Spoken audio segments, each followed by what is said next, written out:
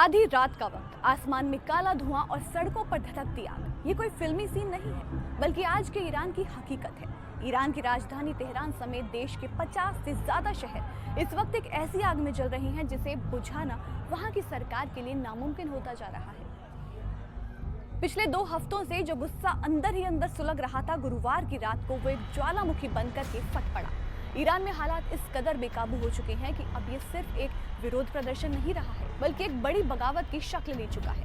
सड़कों पर खड़ी गाड़ियां जलाई जा रही हैं, सरकारी दफ्तरों पर हमले हो रहे हैं और हवा में सिर्फ एक ही गूंज है, बगावत की गूंज। सवाल यह है कि आखिर ईरान में ऐसा क्या हुआ कि देखते ही देखते 31 प्रांतों के 140 शहर जंग का मैदान बन गए। क्या ईरान एक बड़े तख्तापलट की तरफ बढ़ रहा है?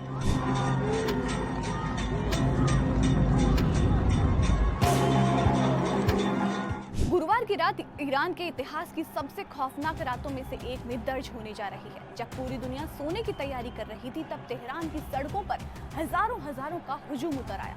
ये भीड़ इतनी उग्र थी कि सुरक्षा बलों के पसीने छूट गए। प्रदर्शनकारियों ने न सिर्फ सड़कों पर खड़ी कारों और बाइकों को आग के हवाले कर दिया, बल्कि वो सीधे सरकारी इमारतों की तरफ बढ़ गए। सबसे हैरान करने वाली तस्वीर आई ईरान के मध्य जिले इस्फहान से। यहाँ भीड़ इतनी गुस्से में थी कि उन्होंने Islamic Republic of Iran broadcasting यानी कि सरकारी टीवी के दफ्तर को ही आग लगा दी। आप अंदाजा लगाइए कि जब सरकारी सिस्टम के सबसे बड़े प्रतीकों को जलाया जाने लगे तो जनता का गुस्सा किस लेवल पर होगा। तेहरान की सड़कों पर शाह अमर रहें के नारे लग रहे थे। ये नारे सिर्फ शब्द नहीं है, ये ईरान के मौजूदा सिस्टम को दी गई सबसे बड़ी चुनौती है। भीड़ में से एक शख्स ने एक मशहूर स्टैचू के हाथ में शेर और सूर्य वाला वो झंडा थमा दिया जो क्रांति से पहले ईरान की पहचान हुआ करता था। इस पूरे हंगामे के पीछे जो शख्स है वो है क्राउन प्रिंस रेजा पहलवी। दरअसल ईरान के निर्वासित क्राउन प्रिंस रेजा पहलवी ने लोगों से एक अपील की थी। उन्होंने ईरान की जनता से कहा था कि वो घरों से बाहर निकलें और इस सिस्टम के खिलाफ अपनी आवाज को बुलंद करें। इस एक अपील ने जैसे जलती आग में घी का काम किया। लोग भारी तादाद में सड़कों पर उतर आए और देखते ही देखते ये प्रदर्शन मशहद और देज़फुल जैसे शहरों तक फैल गया। मशहद ईरान का दूसरा सबसे बड़ा शहर है। वहाँ भी रैलियां निकाली गई। हालांकि वहाँ प्रदर्शन शांतिपूर्ण था, लेकिन तेहरान का हाल इससे बिल्कुल उलट था।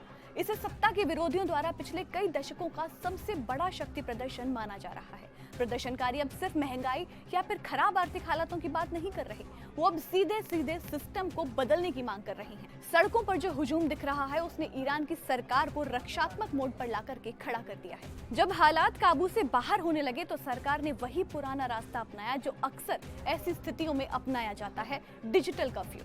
पूरे ईरान में इंटरनेट और टेलीफोन सेवाएं बंद कर दी गई।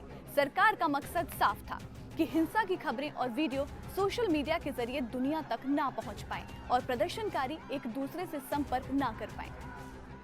लेकिन इसके बावजूद कई वीडियो लीक हुए जो ईरान की बेबसी की कहानी बयां कर रही हैं। लेकिन इस जंग की कीमत बहुत भारी है।